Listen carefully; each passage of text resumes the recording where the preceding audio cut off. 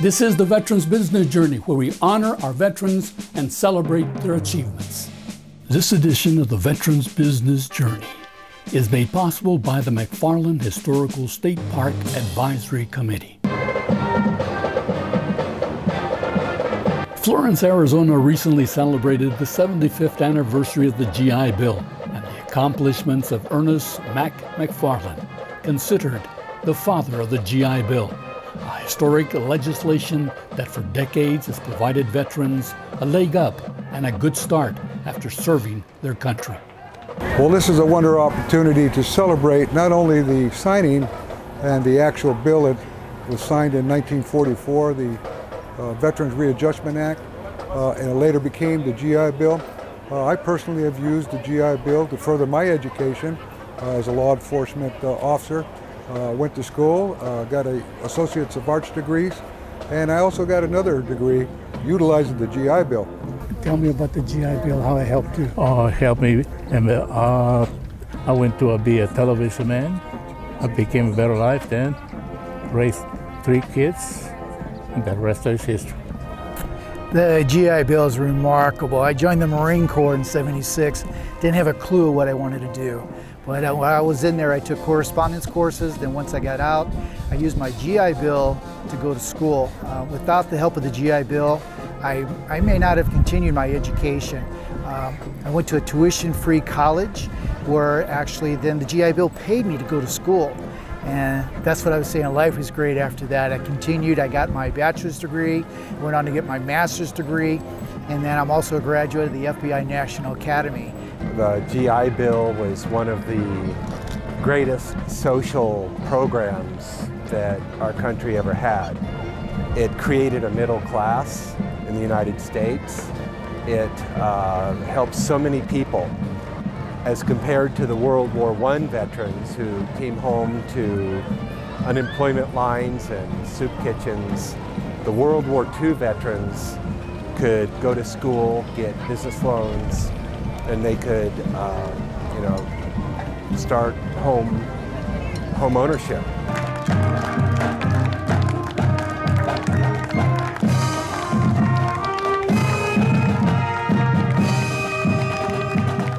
This celebration in Florence, Arizona was an opportunity to recognize Ernest McFarland, who is credited with writing the educational and home loan provisions of the GI Bill, which benefit millions of veterans to this day. McFarland's grandchildren were the parade grand marshals.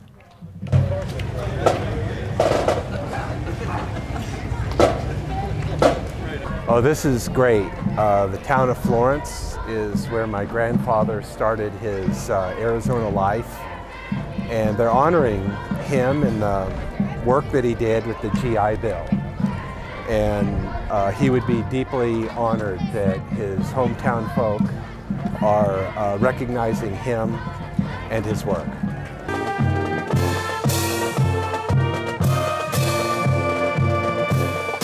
Following the parade, there was a ceremony at Florence's Padilla Park. Several speakers highlighted the benefits of the GI Bill and the impact it had on their lives. John Lewis, McFarland's grandson, spoke of his grandfather's accomplishments as a Florence lawyer, county attorney, judge, governor, and chief justice of the Arizona Supreme Court. And a hard worker, that was my grandfather. Many historians describe Mac as a workhorse, not a show horse.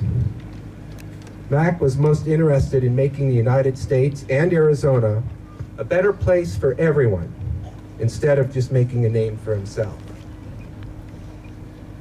My grandfather started out first and foremost as a school teacher. Mac deeply valued good education. He then became a World War I veteran of the United States Navy, and he respected and cared very deeply for those service people of our nation. Mac was both a prosecuting and defense attorney. He was a Pinal County Superior Court judge right here in Florence. Mac then became a U.S. Senator. He was Majority Leader of the United States Senate. He then became governor of Arizona. John Lewis and siblings were honored with a presentation of the American flag commemorating the anniversary of the GI Bill. Other honored guests included the commander of the American Legion Department of Arizona, Florence Mayor Tara Walter, and Barry Young, representing the governor. And whereas the GI Bill provided higher education, job training, and home ownership within reach of millions of World War II veterans. And then by 1951, nearly 8 million veterans received educational and training benefits. And 2.4 million received $13 billion in federal loans for homes, farms, and businesses. The GI Bill was later adjusted to include veterans of the Korean and Vietnam Wars, and has been expanded to all who have served in the armed forces.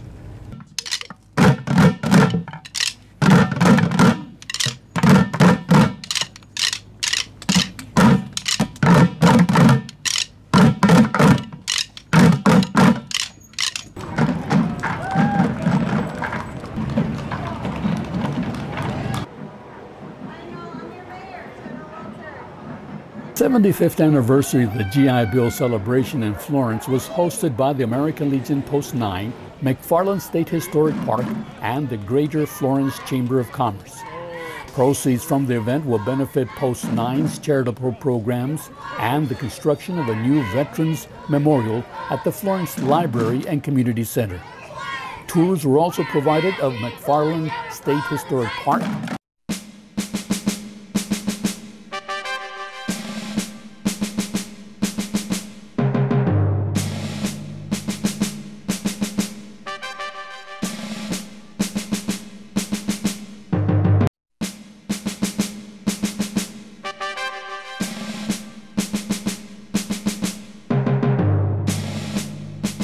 the Veterans Business Journey, where we honor our veterans and celebrate their achievements. Nearly 80 years ago, the United States Army selected a site in Litchfield, Arizona for an Army Air Corps fighter aircraft training field. Today it's called Luke Air Force Base. It was named after Medal of Honor recipient 2nd Lieutenant Frank Luke Jr. Here's his story.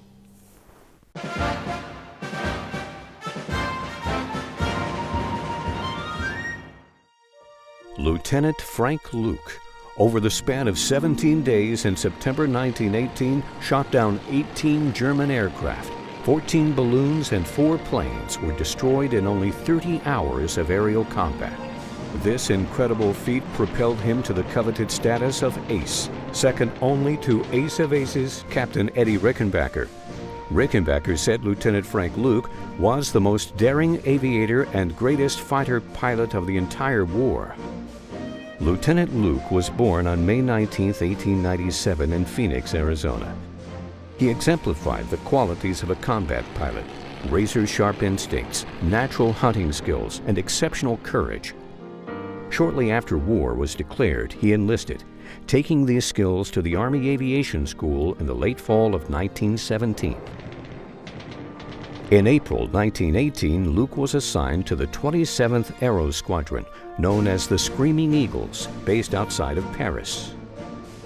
Luke vowed to take on the toughest targets on the battlefield, the well-protected German observation balloons. On September 12th, he did just that. After 3 dangerous passes, he downed his first balloon. 6 days later, Luke shot down 5 more enemy aircraft. General Billy Mitchell personally congratulated Luke for his balloon-busting victories. Luke told him, "If you return tomorrow evening, you'll see 2 more balloons burn up." General Mitchell was not disappointed. Frank Luke continued his run, and on September 18th, he shot down 2 balloons and 3 planes in less than 10 minutes, an incredible feat never again equaled in the annals of aerial combat. 11 days later, on September 29th, Luke took off alone and unauthorized. He dropped a note from his plane, which read, "Watch 3 Hun balloons on the Meuse." Those on the ground observed an amazing and unbelievable sight, as all 3 balloons were shot out of the sky. After Luke finished off the last balloon, he was ambushed by 5 German fighters. He was wounded during the battle and driven from the sky. Before he crash-landed, he strafed a German column, killing 6 and wounding 12. Armed with only a pistol, Luke refused to surrender to German troops. In a running shootout, Lieutenant Frank Luke was killed. He was just 22 years old. Ace fighter pilot and hero, Lieutenant Frank Luke, whose courageous actions will never be forgotten, was posthumously awarded the Distinguished Service Cross and the Congressional Medal of Honor.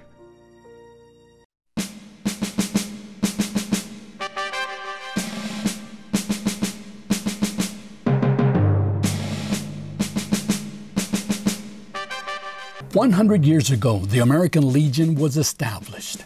This year, the organization is celebrating an extraordinary milestone, a century of dedication to veterans." I'm American Legion National Commander Brett Rystad.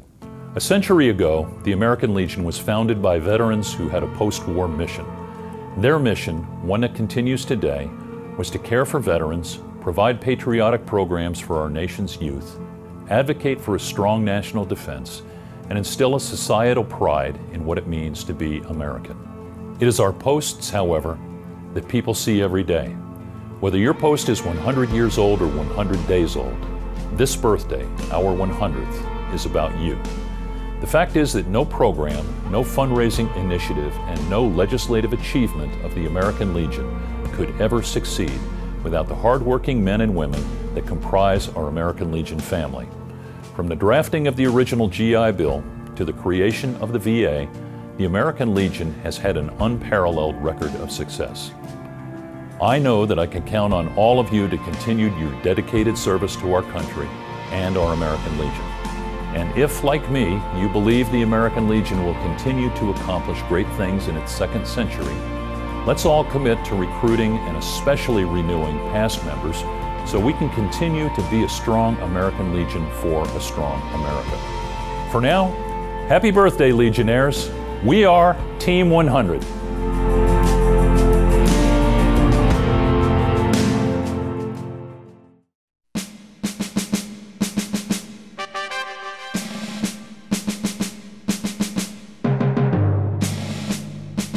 In a moment, more in this edition of the Veterans Business Journey, where we honor our veterans and celebrate their achievements.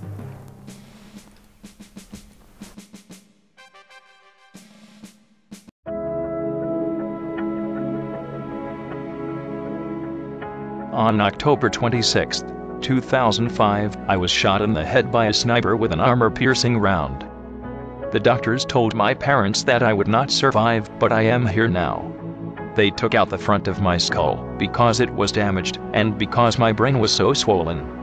It's difficult for me to talk and for people to understand me. My arms don't move well. My legs don't move at all. I am bound to my wheelchair for life. This October will be my 10th alive day, and I am glad I am still here, breathing and alive.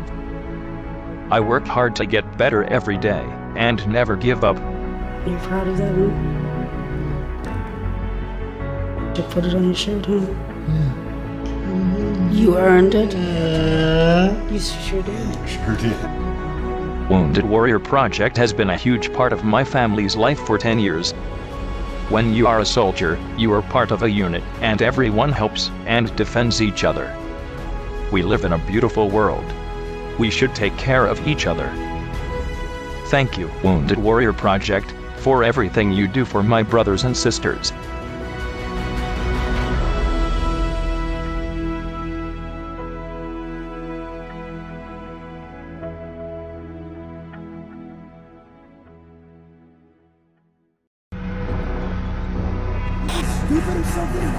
I can't do this anymore. I can't do us. What's wrong with you? I'm just not getting it.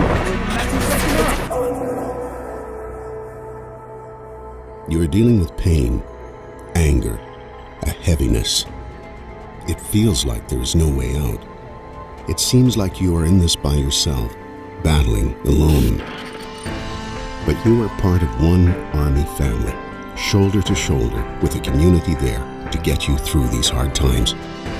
There is no shame, no guilt in seeking out help. So if you are struggling, feeling depressed, or even having thoughts of suicide, it is time to talk to someone. Your Army family is committed to finding you the strength and hope you need to rebound from adversity. Because, above all else, our most essential resource is you.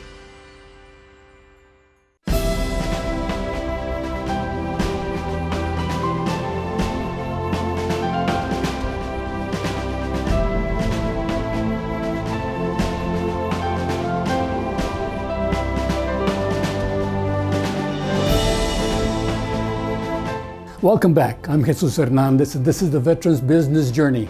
I'm in the studio of Jim Covarrubias, a Vietnam veteran.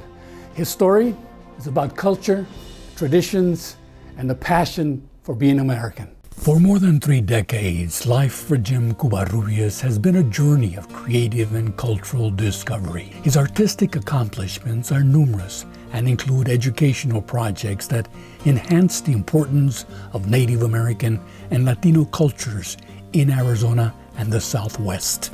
You know, I grew up in Kingman, Arizona, and in the 5th grade I did a mural of Christmas, Santa Claus theme, all across the front windows of the grammar school.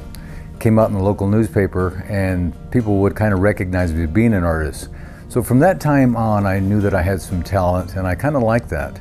In high school I was fortunate to have a teacher named Michael McLeave, who was a great illustrator and gave us many beautiful insights in drawing techniques and painting techniques. And that's really stuck with me. After that, I went to ASU, basically play sports, but I ended up getting drafted. Jim served 3 years in the United States Army as a first lieutenant in the Transportation Corps and was stationed in Fort Huachuca, Arizona. After his discharge, Jim's artistic journey continued at Arizona State University. When I got out, I really got involved in the arts. I went to ASU, and the drawing and painting just kind of fell naturally to me, so I concentrated on that. It was a good A for me. I remember my first painting class, they set up a still life. And they said, we're going to be working on this for about 3 weeks. The professor was walking around the room talking to everybody. By the time he got to me, I was pretty well done. So he said, okay, in 3 weeks we want your work to look like this, he told the students. So he said, where have you received your training? And I realized that my whole life had been sort of building up to it. It was a true art love for me, and it fell very naturally. So since then, of course, I've really gotten involved into it. I'm billed as the fastest drawer in the West. Jim Covarrubias is passionate about art, traditions, and history. Through his paintings, he strives to communicate the value of embracing the beauty of who we are, where we've been, and the cultural contributions of the past. So it's given me a way to share, make a living, and really discover more about myself and life. So it's been very beneficial. Art and culture, I think, are probably the most relevant ideas that we can, as a universal kind of a theme, accept from different people, and it's a great communication, and I think we should do more of that. I just did a painting about the tragedy on the border of the children being taken away from their families, and so sometimes I address things that are social issues, a lot of times just things that I really think are beautiful to paint, like a landscape. I'm part Native American, so I like painting the Native American romantic themes, if you will. Near to Jim's heart is the documentation of the art and stories of U.S. military veterans. His paintings reflect his respect and admiration for those who put their lives on the line for our country. Jim's work includes portraits of battles in Vietnam and Native American historical figures and the formation of the United States. You know, veterans have been very vital to the development of America, and maybe to the sustaining of some of the internal respect of America. I think the American Legions and VFWs in the communities are a great place for veterans to gather. And like once a year we do honor veterans when everybody comes out and says, hey, I'm so glad to be that our veterans are here and they've done the job they've done. But I think we should thank them all the time.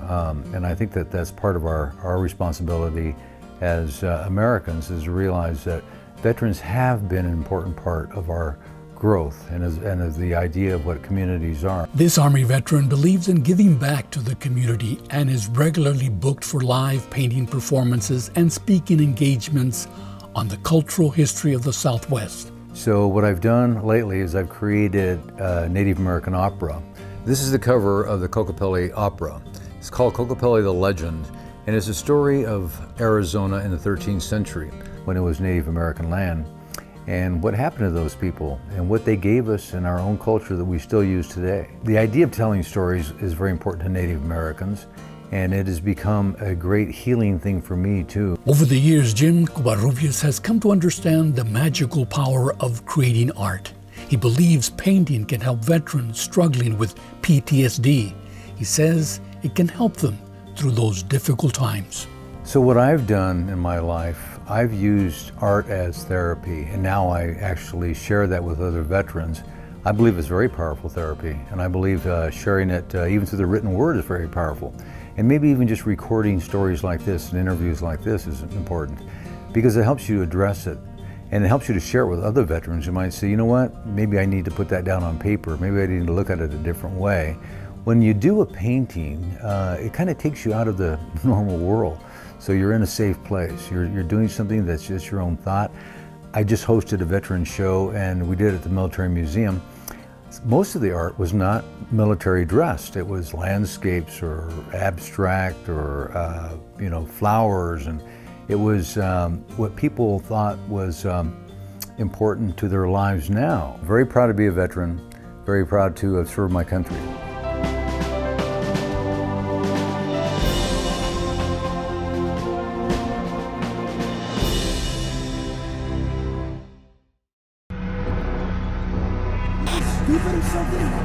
I can't do this anymore. I can't do us. No, what's wrong with you? I'm just not getting it. You are dealing with pain, anger, a heaviness. It feels like there is no way out. It seems like you are in this by yourself, battling alone. But you are part of one Army family, shoulder to shoulder with a community there to get you through these hard times. There is no shame, no guilt in seeking out help. So if you are struggling, feeling depressed, or even having thoughts of suicide, it is time to talk to someone. Your Army family is committed to finding you the strength and hope you need to rebound from adversity. Because, above all else, our most essential resource is you. Staying at a hotel is not the same thing as staying at the Fisher House. The Fisher House, I know, is a huge part of Blaine's recovery. For somebody like my husband or any military person, for them to know that their family members are being taken care of, that's a huge burden off of them, so they can concentrate on their therapies. Just having that assurance that no matter what, as long as we were there for Anson, that someone would be there to take care of us. It took so much weight off our shoulders.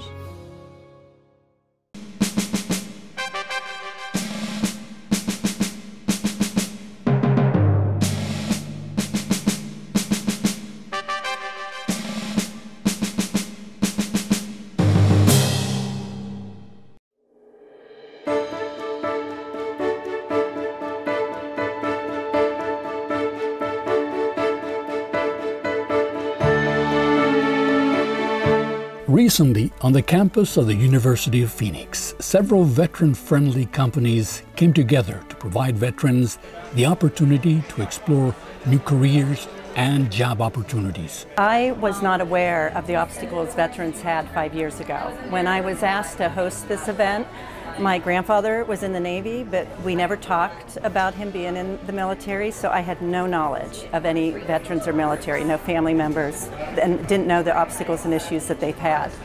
And the first year when I hosted the event, our first event was with Waste Management Open, up at the Waste Management Open in Birdies for the Brave. We had about 350 people come out, and that was the first time that I was made aware that they really struggle trying to connect with the company. And so we have worked with a number of different organizations to help make the interviewing process easier, to help make the skills translation easier.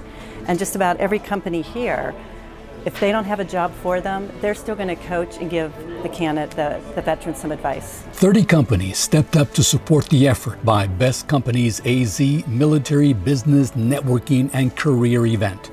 It was an opportunity for employers and veterans to meet face to face. It was all about serving and honoring veterans. That the unemployment rate has dropped. Our goal with this event was really to tap into the underemployed veterans that may be currently working, that may want to come out and explore some career opportunities with companies that are veteran committed. Veterans make great employees, according to the latest research. Military business, networking, and career events like this make it easier for veterans to connect with those companies interested in helping veterans find their career paths. Michael Rennie served 4 years of active duty. Today, he's part of the Axon company. He's an example of how a veteran's military experience can benefit a company. I think events like this are crucial for veterans, especially when they're transitioning from active duty or they haven't known, let's say, a corporate America environment. So events like this are absolutely necessary, and a company like Axon, where there's a lot of veteran leadership in the company, where you can get a mentor, you can ask those questions, and you can make that transition easier because you have people who've done it before you. A growing number of companies see the value of helping veterans and how they can benefit from their military training. Exxon develops technology products for law enforcement and civilians. Representatives of the company were looking for veterans with technology skills. I am holding a taser, so I am here with Axon. We actually were founded 25 years ago in this beautiful state of Arizona. Formerly known as Taser International, we went through a rebranding a couple of years ago. So we are honored to be here today. Our president of the organization is also a combat Marine Corps veteran. We have other members of our executive team that also served in the Marine Corps, as well as a full slew of employees from all verticals of the military. I'm actually a veteran spouse. My husband enlisted in the Marine Corps the day after 9/11 in 2001, served a tour in Iraq. So essentially what we do is we are the premier public safety technology company. The goal of this event was to engage experienced military veterans, men and women, in the most meaningful way, with an opportunity to meet face-to-face with employers. This annual military business networking and career event was hosted by BestCompaniesAZ, Career Connectors, and Birdies for the Brave.